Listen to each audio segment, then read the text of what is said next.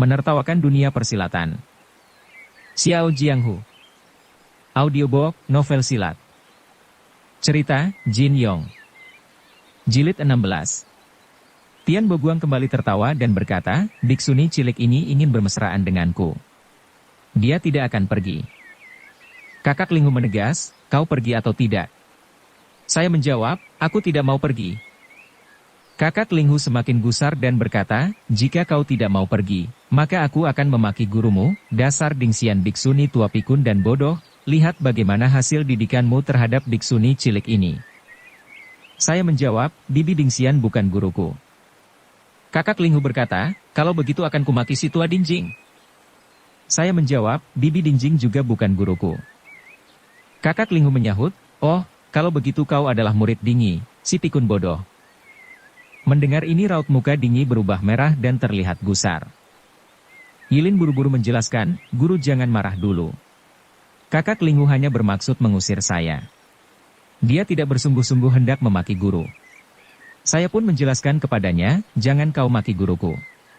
Aku tolol karena kebodohanku sendiri. Guruku sudah mendidik dengan baik.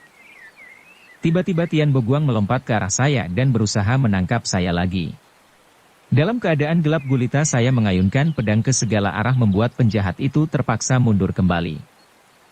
Kemudian terdengar kembali kakak Linghu berkata, kenapa tidak juga pergi dari sini? Apa kau mau aku memaki gurumu lagi? Saya menjawab, jangan memaki lagi. Lebih baik kita pergi bersama-sama. Kakak Linghu berkata, kau hanya akan menggangguku saja kalau masih berada di sini.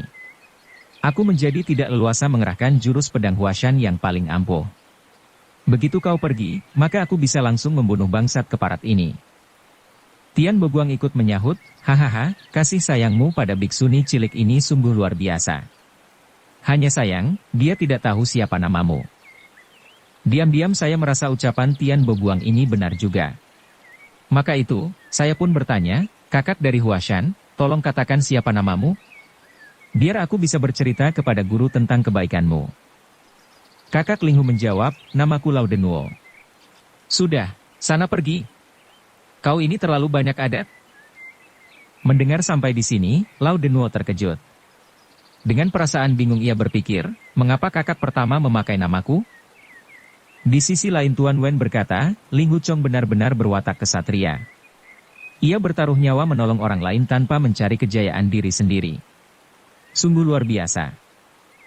Akan tetapi biksuni Dingi berpendapat lain. Sambil melirik ke arah Lao Denuo ia menggerutu, Linghu Chong telah memaki diriku ini pikun dan bodoh. Mungkin dia takut aku membalas perbuatannya. Maka, dengan sengaja dia melimpahkan kesalahan kepada orang lain.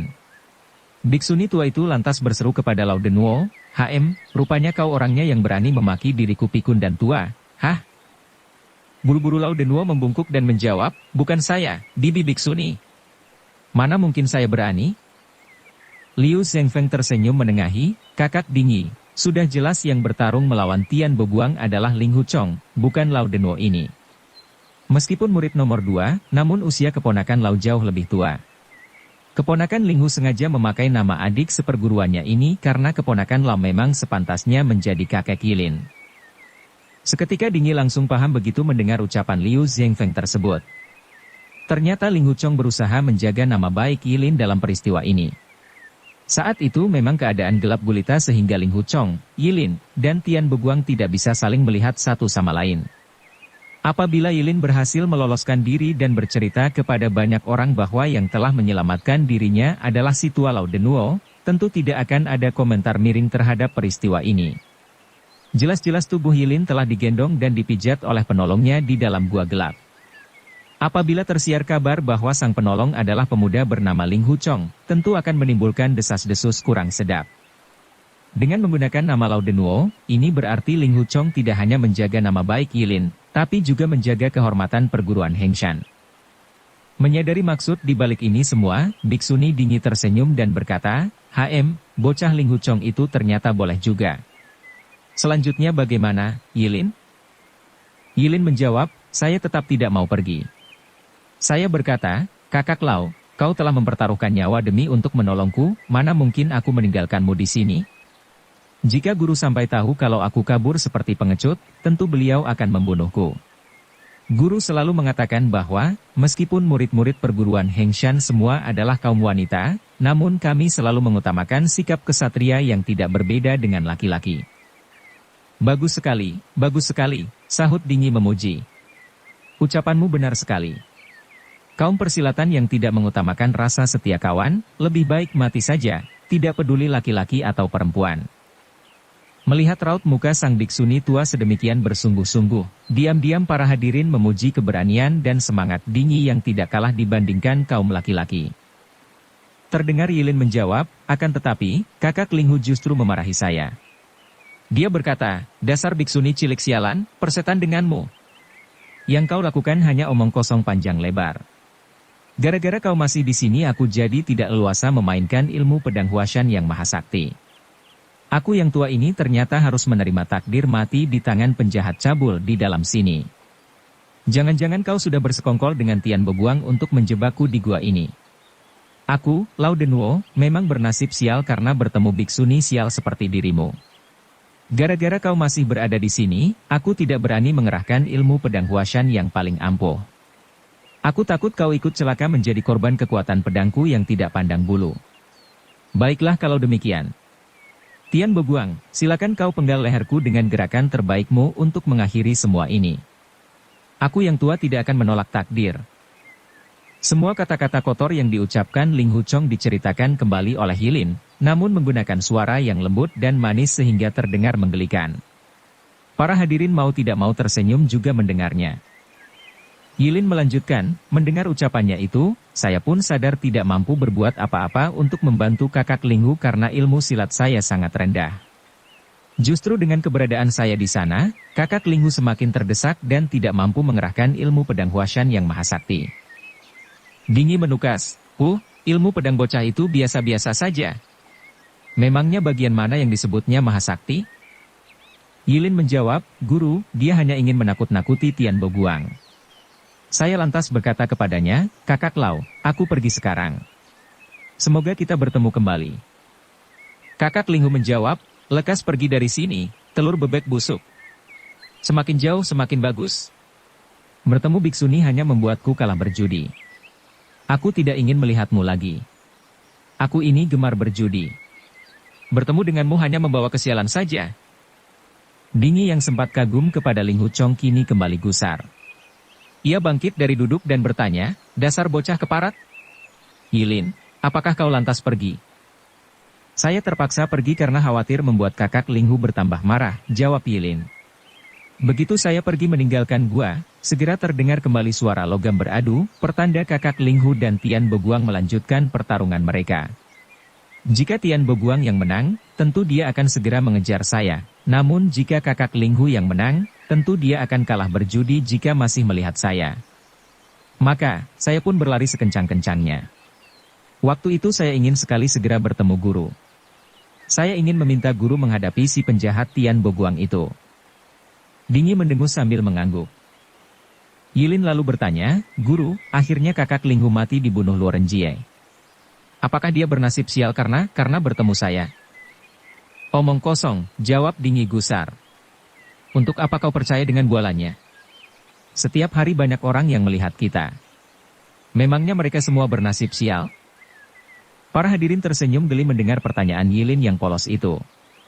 Namun demikian, tidak seorang pun berani bersuara karena segan terhadap Dingi.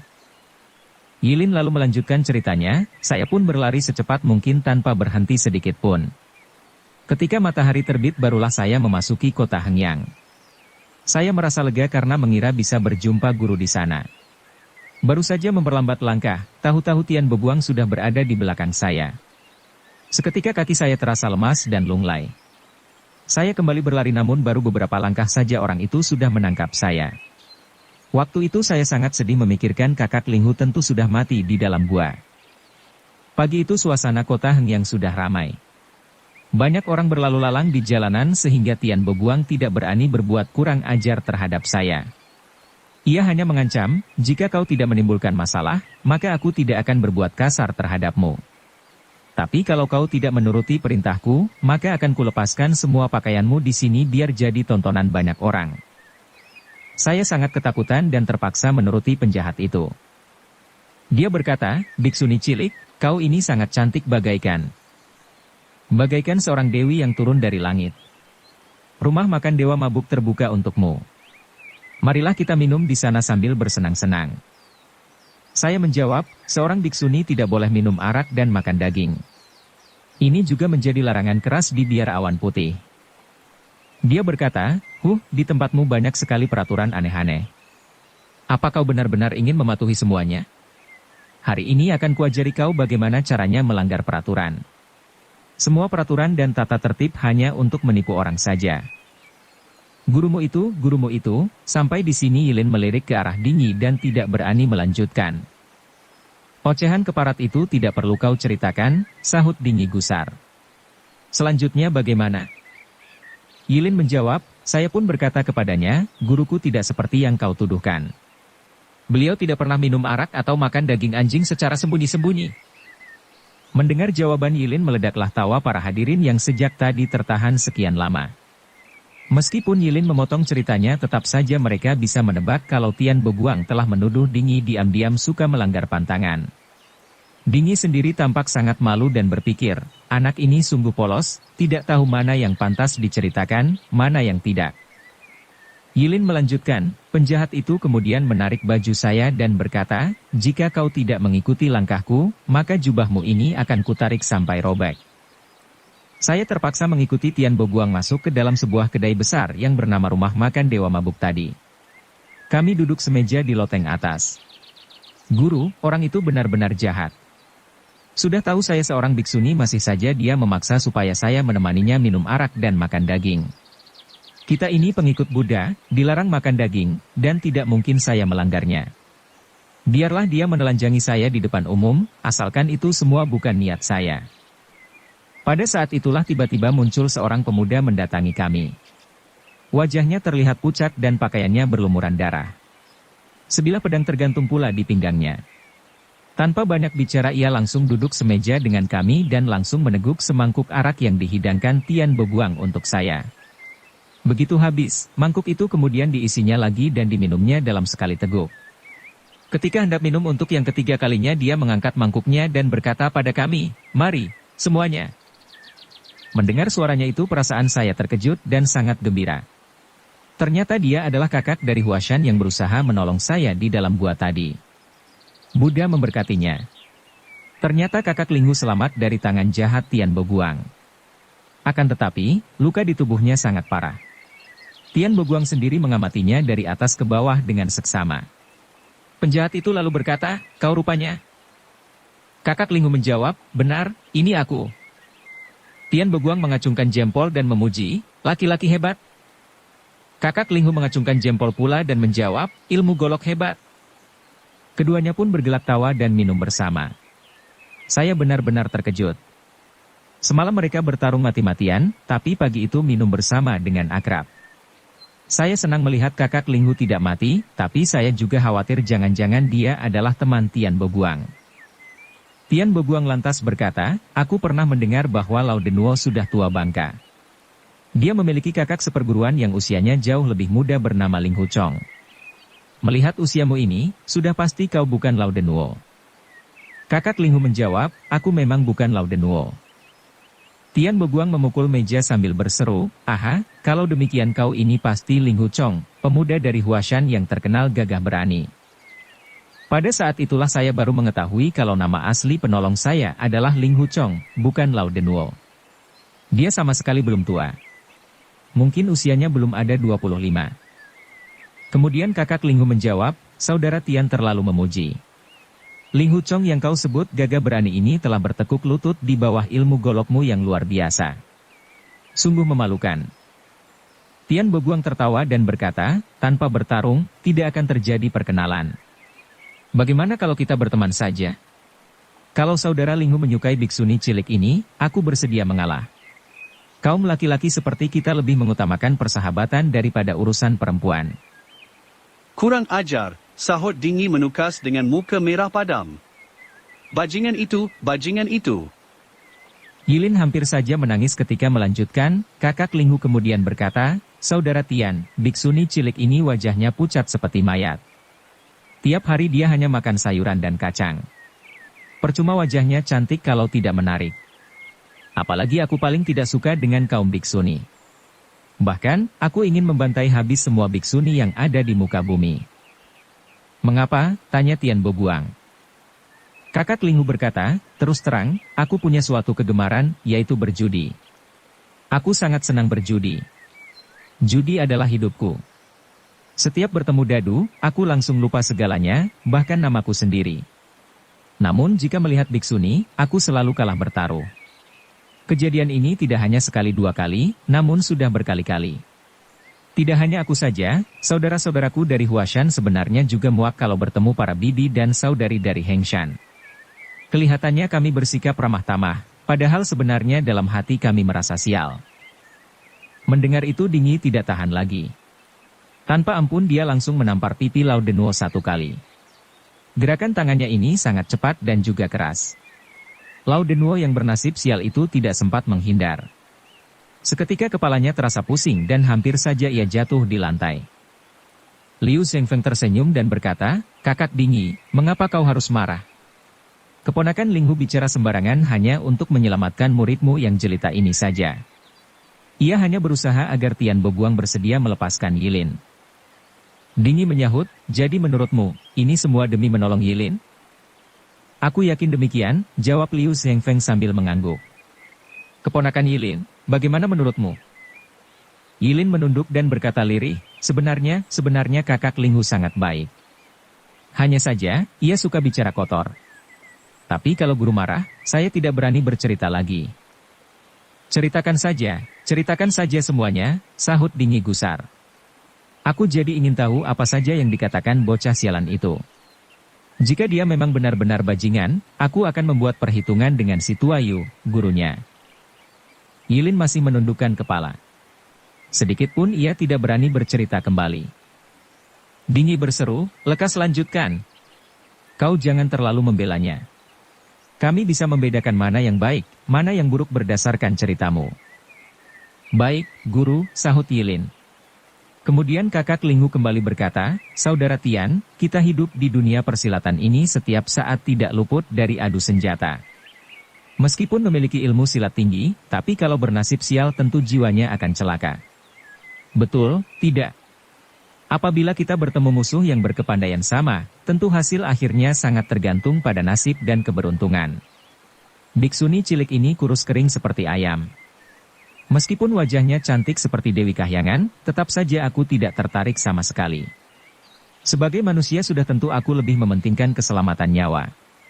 Lebih mementingkan perempuan daripada persahabatan adalah salah, lebih mementingkan perempuan daripada keselamatan adalah keliru. Kaum biksuni adalah pembawa sial, maka sebaiknya jangan sekali-kali kita menyentuh dia. Tian Bobuang tertawa dan menjawab, Saudara Linghu, aku kira kau ini seorang pria yang tidak kenal takut. Ternyata kau begitu ketakutan melihat biksuni cilik ini. Kakak Linghu menjawab, tentu saja. Aku punya banyak pengalaman buruk dengan biksuni. Setiap kali melihat biksuni lewat aku pasti bernasib sial. Hal ini sudah terjadi berkali-kali. Sebagai contoh, tadi malam aku hanya mendengar suara biksuni ini saja namun harus merasakan 3 kali sabetan golokmu. Apa ini bukan nasib sial namanya? Tian Bobuang tertawa terbahak-bahak dan berkata, benar juga ucapanmu, Saudara Linghu. Kakak Linghu melanjutkan, Saudara Tian, aku ini tidak sudi bicara dengan kaum biksuni. Sebaiknya kau biarkan saja dia pergi sejauh-jauhnya agar kita bisa menikmati arak ini sampai puas. Setulus hati aku memberikan nasihat kepadamu. Sedikit saja kau menyentuh seorang biksuni, maka nasib sial akan selalu menyertaimu. Sepanjang perjalanan kau berkelana di dunia persilatan, masalah demi masalah akan selalu mendatangimu. Kecuali, kalau kau menjadi seorang biksu. Aku heran, mengapa kau berani bermain-main dengan salah satu dari 3 racun paling berbahaya di dunia? Tian Bobuang bertanya, 3 racun paling berbahaya? Apa saja itu? Kakak Linghu terlihat heran dan balik bertanya, aneh, padahal kau ini sudah berkelana kemana-mana, tapi ternyata belum mengetahui 3 jenis racun paling berbahaya di muka bumi. Baiklah aku katakan kepadamu, 3 racun tersebut adalah biksuni, warangan, dan ular belang emas. Aku bersumpah demi kahyangan, bahwa biksuni adalah yang paling beracun di antara semua jenis racun. Semua murid laki-laki dalam Serikat Pedang Lima Gunung sudah mengetahui akan hal ini, memangnya kau tidak takut? Kemarahan dingin meledak bagaikan gunung meletus.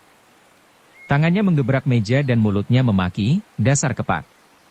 Namun demikian, ia sempat menahan diri sehingga tidak sampai mengeluarkan kata-kata kotor. Lao Denwo yang baru saja ditampar sang biksuni tua kini berusaha menjaga jarak dengannya. Melihat Dingi kembali marah-marah, ia pun mundur semakin jauh. Pertarungan sambil duduk. Liu Zhengfeng berkata, meskipun keponakan Linghu bermaksud baik, namun mulutnya terkesan lancang dan suka bicara omong kosong melebihi batas. Tapi harus diakui, untuk menghadapi penjahat sakti seperti Tian Beguang memang harus pandai berdusta seperti yang dilakukannya. Membohongi seorang penjahat adalah suatu hal yang sangat sulit. Yilin menyahut, jadi menurut Paman Liu, kakak Linghu hanya berdusta saja. Jadi, dia hanya ingin menipu Tian Beguang? Tentu saja, jawab Liu Zhengfeng. Mana mungkin kaum laki-laki Serikat Pedang Lima Gunung memiliki keyakinan konyol seperti itu, bahwa biksuni adalah racun paling mematikan? Esok lusa adalah hari upacara pengunduran diriku. Jika benar kaum biksuni adalah racun, mana mungkin aku mengundang para kakak dan keponakan dari perguruan Hengshan yang mulia? Justru aku sangat menghormati kakak Dingi dan mengharap kehadiran kalian semua di rumahku ini. Mendengar penjelasan Liu Zhengfeng, wajah Dingi terlihat sedikit tenang. Namun ia masih saja memaki, mulut Ling Huchong yang kotor itu entah hasil didikan siapa. Perkataannya ini seolah menyindir guru Ling Huchong, atau ketua perguruan Huashan. Kakak Dingi jangan marah, ujar Liu Zhengfeng. Tian Beguang adalah penjahat berilmu tinggi. Aku yakin keponakan Linghu merasa tidak sanggup mengalahkannya dalam pertarungan, sehingga menggunakan kata-kata yang kotor dan kasar untuk membebaskan keponakan Yilin. Coba pikir, Tian Beguang sudah berkelana kemana-mana, tentu pengalamannya sedemikian luas. Untuk membohongi manusia seperti dia diperlukan kata-kata yang tepat meskipun ada pihak lain yang harus tersinggung. Kita hidup di dunia persilatan, sekali-kali tentu bertemu dengan masalah sulit seperti ini. Tentu saja Tuan Yu dan segenap perguruan Huashan sangat menghormati perguruan Hengshan yang mulia. Apabila keponakan Linghu tidak menghormati 3 biksuni sepuh, mana mungkin dia begitu mati-matian berusaha menyelamatkan seorang murid Hengshan. Terima kasih atas penjelasanmu, adik Liu, sahut Dingi sambil mengangguk. Ia lantas bertanya kepada Yilin, apakah Tian Beguang kemudian membebaskanmu? Tidak juga, jawab Yilin. Waktu itu kakak Linghu terus-menerus berusaha meyakinkannya. Ia berkata, saudara Tian, ilmu ringan tubuhmu nomor 1 di dunia. Namun, jika kau terkena kutukan karena menyentuh biksuni, maka semua kehebatanmu hanya sia-sia belaka. Tian Beguang terlihat ragu-ragu dan memandang sejenak ke arah saya, kemudian berkata, terima kasih atas nasihat saudara Linghu. Aku biasa berkelana seorang diri kemana-mana. Hidup atau mati bukan hal yang penting bagiku. Apalagi yang harus aku takutkan? Kita sudah terlanjur bertemu dengan biksuni ini, bukankah sebaiknya kita biarkan saja dia tetap di sini untuk menemani kita minum? Pada saat itulah tiba-tiba seorang pemuda yang duduk di meja sebelah menerjang ke arah kami sambil menghunus pedang. Ia membentak, apakah kau ini bernama Tian Beguang? Benar, akulah orangnya, jawab Tian Beguang. Memangnya kenapa? Pemuda itu berkata, kau penjahat cabul, aku akan membunuhmu. Setiap orang persilatan menginginkan kepalamu, tapi kau malah enak-enakan minum di sini. Benar-benar mencari mampus. Usai berkata ia langsung mengayunkan pedangnya menggunakan jurus perguruan Taisan. Pemuda itu adalah dia, kata Yilin sambil menunjuk ke arah mayat yang tergeletak di atas papan pintu. Dia adalah muridku, sahut pendeta Tianmen sambil mengangguk. Cibai Cheng, kau sungguh bocah pintar. Yilin melanjutkan, Tian Beguang bergerak secepat kilat dan tahu-tahu tangannya sudah memegang golok. Kemudian ia berkata sambil tersenyum, sudahlah. Mari minum lagi. Usai berkata ia lantas menyarungkan kembali goloknya di pinggang. Bersambung ke jilid 17. Dukung kami dengan subscribe, follow, like, komen dan share. Terima kasih.